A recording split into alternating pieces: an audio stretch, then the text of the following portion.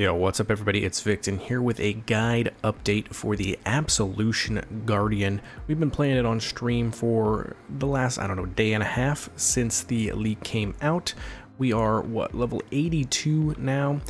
I can tell you that it is a struggle, not necessarily the skill itself, although I will have some tips for you guys on the skill. But just the changes that they made in general this league to all the skill gems, we definitely notice it. I've been looking on PoE.ninja and a lot of people are so much lower level than they usually are around this time of the league. So it's pretty interesting to see, but this build itself has gone up and down and up and down. It's been a roller coaster so far, but we've learned a lot of good stuff for you guys that I want to kind of pass on to y'all. So I want to give you guys the knowledges, and that is what this video is about. So what we're going to do here is I'm going to go over the changes that I have made to the build. It's very minimal changes that I've actually made to the build, but a couple pretty big things that I think helped kind of take it to the next level to where it needs to be in order to push into red maps. So we're going to show you guys that, and then I am going to show you guys a tier 9 map. Just going to show you what it's like on the clear speed here. So for the tree itself, we have finally gotten our Uber lab. We did this, by the way. We went Radiant Crusade, we went Unwavering Crusade, and honestly you can pick either of these, Time of Need or Bastion of Hope, for your third one, and then obviously the fourth one would be whichever one you didn't pick. I went with Time of Need. My mapping partner is the same build as me. He went with Bastion of Hope. Honestly, I think probably either of them are fine. Maybe Bastion of Hope might be stronger. Who knows? But the skill tree itself, like I said, very minimal changes here.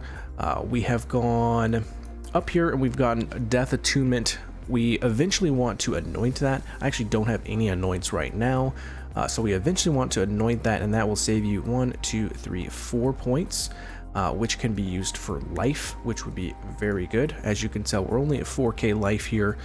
We are res capped 75, 75, 75. We do not have much chaos res, but a little low. We do have about 700 ES, so not too bad there, but it's been, like I said, it's been a little bit of a struggle bus getting up into the higher tier maps like we're used to, so the gear is a little bit less than I am used to as well right now. But anyways, so we do get Death Attunement until you anoint that later, so you're definitely going to want to pick that up. I actually leveled and I did get sacrificed. I went and got these 3 nodes and they're pretty good. I would probably keep them maybe until later in your high 70s. At that point it was just, I have not enough points on the tree basically, so I had to respec them, and it hasn't been too much. I haven't noticed it too much, so it's not been too big of a deal, but we did initially pick those up when leveling and it was pretty strong. I would not suggest you guys do Mind Over Matter until you get a Pledge of Hands. I got a Pledge of Hands and 5 socketed and then 5 linked it with a Jeweler's Touch, which is a prophecy.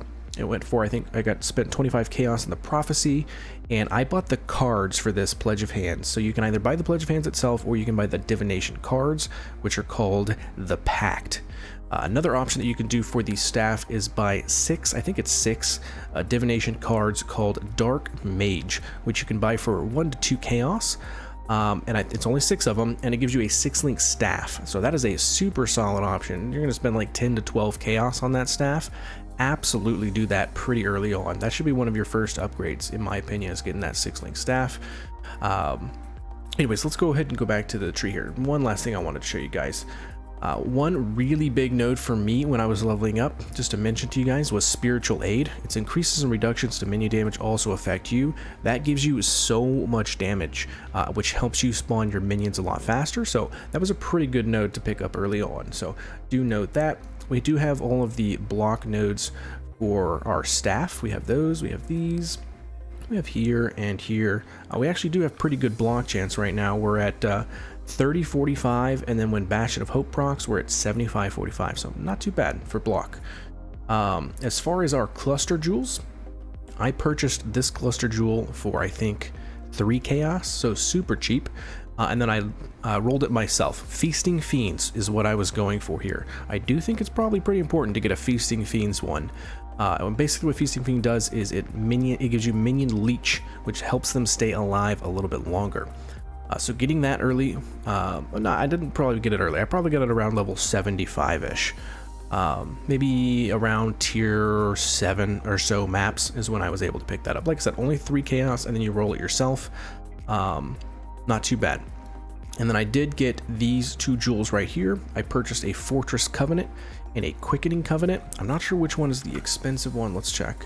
Yeah, so this one is super cheap. You can get these for about 2 to 3 chaos. The Quickening Covenant and the Fortress Covenant is about 30 chaos. I bought mine for 25, so I guess it's going up.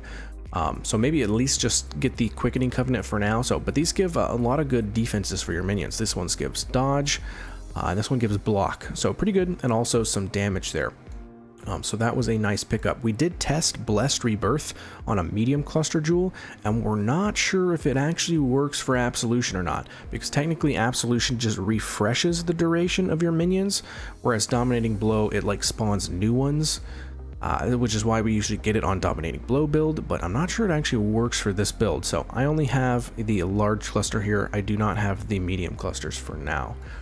I think that is probably it. I did new decks in this build, because I'll show you in a little bit. We actually are going with some Syndicate Operative Specters for some support Specters, and with that you do need decks. So we do need Greater Multiple Projectiles and Vicious Projectiles, so I picked up this node here and this node here. I wouldn't suggest you do that probably until later on though. So that's the tree. As you can tell, like I said, not too many big differences here. One last thing I can mention is this was a pretty big node as well. It gives you a lot of area of effect for your minions, which really helps your Absolution feel quite a bit better. And I've heard, I can't confirm or deny this, but I've heard that Unwavering Crusade for your Absolutions is bugged right now. What do you guys think? 30% increased AoE for your Absolutions or your Sentinels, but it didn't seem like it worked for me, and I've heard that it is bugged. I've also heard that GGG knows about it and they're fixing it, so hopefully. But that is pretty big deal if it is bugged right now, because that is so much area of effect that we're missing that would really make these Sentinels feel a lot better. And I'll talk about it here in a little bit, because they do feel a little clunky, and that would help out pretty significantly. All right, so that was that. Let's go ahead and look at my gear here. Like I said, Pledge of Hands. Very good for this build just because of the greater spell echo, and your minions actually do use spell echo as well, which is pretty solid. So you get to use spell echo and they use spell echo, so not too bad. If you guys don't have this, like I said, it's totally fine to just have a regular 6-link. One thing that we noted about this, which makes the build a little clunky and some people might not like it, you can choose to do it or not. We actually dropped spell echo from our links here. We went with faster casting instead. So here's our 5-link. We have Absolution, Controlled Destruction, Spell Echo. Oh, we do have Spell Echo, I'm sorry. I'll explain in a second. We went with Spell Echo and faster casting. That was the big thing, because we need to be able to cast as fast as possible so that we're not locked down. Because watch this, I'm going to cast it. Look how long I was locked down. It was a good second there.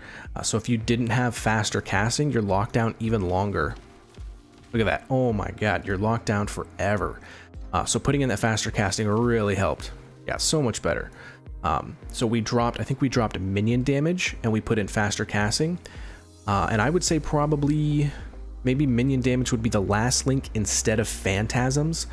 We did test phantasms for quite a while, but I do think it's probably going to be better to not do that. Maybe go with minion damage for your last link. For our helmet here, we do have a helmet with plus to level of gens for minions, and we have Syndicate Operative Specters in there. So I purchased a level 20 Wraith Spectre gem for I think 5 or 6 chaos, and I have it linked to minion damage, greater multiple projectiles, and vicious projectiles. And that is being converted. Those guys are being converted to full lightning damage via Triad Grips with 3 blue sockets. So my Syndicate Operatives are doing full lightning damage, as well as my Absolution, which is doing full lightning damage. And that's how we're scaling this. And we're scaling with this. So Flesh Crafter, this is like a 1 chaos item, so pretty nice. And you don't need a 6-link with this. The big thing here is while minions have energy shield, their hits ignore monster elemental resistances, and they should always have energy shield as well, because of the way that the way this item works. It basically is going to convert a lot of their HP to energy shield instead. So we're ignoring monster elemental resistances, which is very good, which is why we're converting all their damage to lightning. We do have an Essence Worm here, which is our Wrath. Wrath, of course, scaling that lightning pretty heavily. so a pretty big pickup there. I do not like Herald of Purity. I know a lot of people are asking that. The mana costs right now are so crazy with both gems and reserving things that Herald of Purity, I think, is just, it costs way too much mana for what you get. I think Wrath is the way to go if you're converting it all to lightning. And then everything else is just kind of, you know, resistances and life where I can get it, and it's kind of poo-poo gear. Like I said, I don't have the best gear, but I'm getting by. My flask's also not really set up right now, so don't necessarily copy these. I haven't had the time or currency to set that up.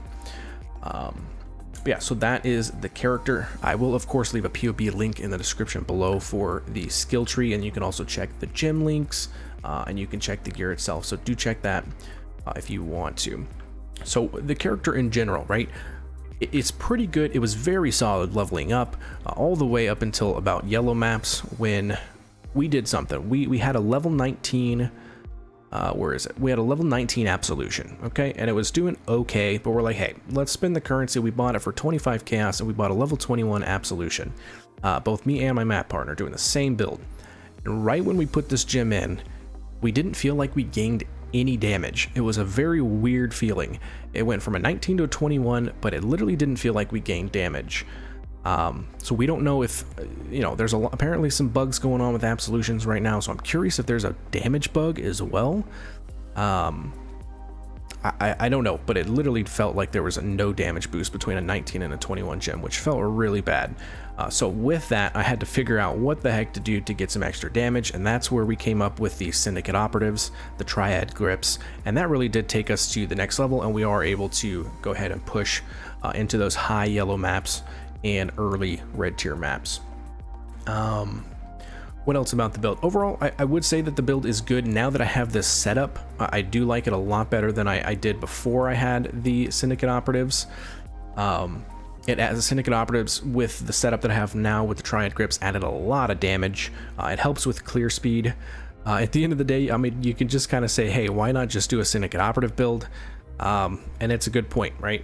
I'm really hoping that they fix, maybe there's a damage bug. I'm pretty confident there is an AoE bug, and I think at least the AoE, if they fix that, will make a big difference, because the AoE is pretty small. It helps having the Pledge of Hands, because as you can see, it does get bigger as it casts. That's what Pledge of Hand does.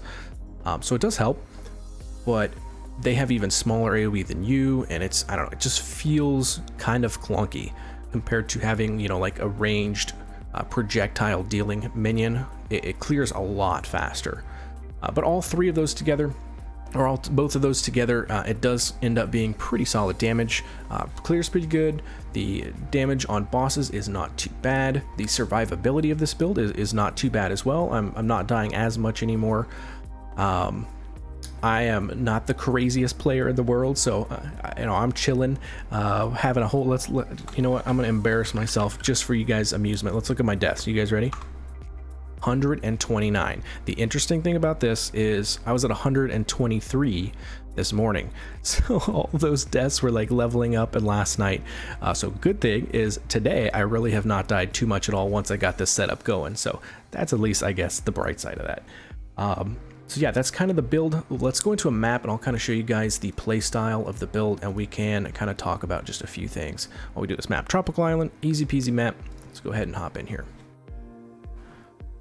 Do note that we do go with Sigil of Power for a damage spike on bosses.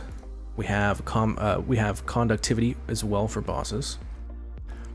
And a pretty big gem here is Convocation. We convocate on cooldown. I literally have, you could even put it on your left click if you want. In fact, I actually probably just should go ahead and do that. We used to have Molten Shell on there, but we just don't have the gem slots anymore for that. I also hate this freaking league mechanic, by the way. I'm curious what you guys' thoughts are on it, but personally, I do not like it at all. There's so much clicking involved. The stackable currency feels awful to me. It's just like, I don't know, feels really bad. Feels really bad. So I don't even do it anymore. I don't even do it anymore. I'm sure I should, but nah, I'm good. All right, let's kind of keep going here. But you can see, I mean, I'm not even going to cast my absolutions, okay? I'm not going to cast my absolutions. You can see how much damage just the Syndicate operatives do themselves, right? Like, they're clearing the map themselves, right? So, I mean, the good thing about that is, you know, now I am going to cast it, and now we're going to do, you know, a lot more damage. But as you can tell, watch, I cast, I'm locked down so long, right? So what I'm thinking with that is we might go with a Soul Rest staff instead, for extra phantasms as well. I'm thinking Soul Rest is probably going to be better than Pledge of Hands, but that is yet to be tested. But if you guys want to test that, feel free. I do think it might be better, because one of the things that it's going to do is make it to where you're not locked down so much, because we have double spell echo right now basically, so it locks us down so long. Whereas if we had the Soul Rest staff, we wouldn't be locked down as long, and I think it would feel a lot smoother. But the Pledge of Hands is a lot of damage, so it's a trade-off, so you guys kind of just got to pick, right? And as a block build, you can see, you know, I don't take damage for a long time, and then I take a pretty big spike. So that's kind of block builds in general. But overall, I'm able to survive most of it. I'm gonna bite myself in the foot and probably die somehow. Now that I said that, we'll see. But I mean, as you can tell, it's not too bad. The damage is really, it's not too bad. Now that we kind of figured out the... And then you throw that up, and then this, and it's dead. And so am I. All right, well, we're shooting this live. I'm showing you guys. It's pretty good to see, to be honest. I mean, you get one shot sometimes, and that just kind of is what it is. It's pretty frustrating, but that's block builds, right? I was chilling for most of that map, and then pop, he slapped me in the face, and I was dead. And that's just being real with you guys. That's going to happen with this build. Like I said, overall, I'm pretty pleased with the build. The damage is there. I'm not going to go back in and run that map for you guys. I'm just going to kind of end this here and say, overall, I'm happy with the build. I think it's fine. I got it to the point where I'm doing a lot of damage, a good amount of damage. Certainly not, you know, like if I was a pure Syndicate operative build as a Necromancer, I would be progressed so much faster, or so much further than I was now, just being real with you guys. But this is a pretty smooth and chill playstyle as well. So, like I said, I'm okay with it, and I think if they buff a few things about it that is literally broken, like the AoE, I think it'll feel a lot better. Also, with the death there, we're only level 82, so a lot of my nodes from now on, so I mean, realistically, most people can get like 90, 92, right? So expect another 8 to 10 points in pure life. All of my points are going to go to life, so I would expect to have around 5k life. And at that point, you'll definitely, I will definitely die significantly less, so it'll be a lot tankier at that point. You'll have a really good block, you'll have pretty solid life. It's just getting, you know, from 81 to the 9 or 82 to the 92. I think just Path of Exile is just a little bit different now, right? With they changing the gems, it's just a little bit different, and I think we're just gonna have to get used to the just not being so OP as we used to be. I know a lot of people are leaving the game because of it, but I think it just is what it is. I mean, they're clearly set on their ways, and they're not going to change it based off of feedback. So many people are quitting.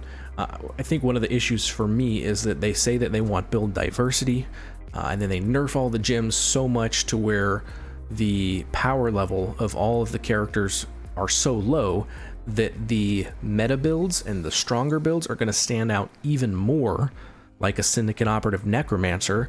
And it's just, you're sitting there thinking to yourself, why am I not playing that? It's so much more powerful, and it just makes you feel really sad and really bad, and you want to reroll, but then you're like, no, I can't. I gotta fight it just with everybody else. I know everybody is struggling right now, except the, you know, the meta builds, which it seems like a lot of people are playing Ice Trap, Saboteur. There's a ton of people playing Spectres on Necromancer right now. If you chose this build, don't worry, you're fine. I think they're gonna buff it with the AoE. You can use this as a template for your build. You know, definitely don't need the Pledge of Hands. You can get a 6-link staff for like 10 chaos and be totally fine, and I guarantee you guys are gonna have a good time with this setup. So don't worry about it at all. You don't need to go reroll. Stick it in there. not stick it in there, stick with it. And I'll stick with it too, and we'll get there, guys. We'll get there. So that was my update. I hope you guys got some use out of it, and I will catch you on the next stream, or I'll catch you on the next video. See you guys.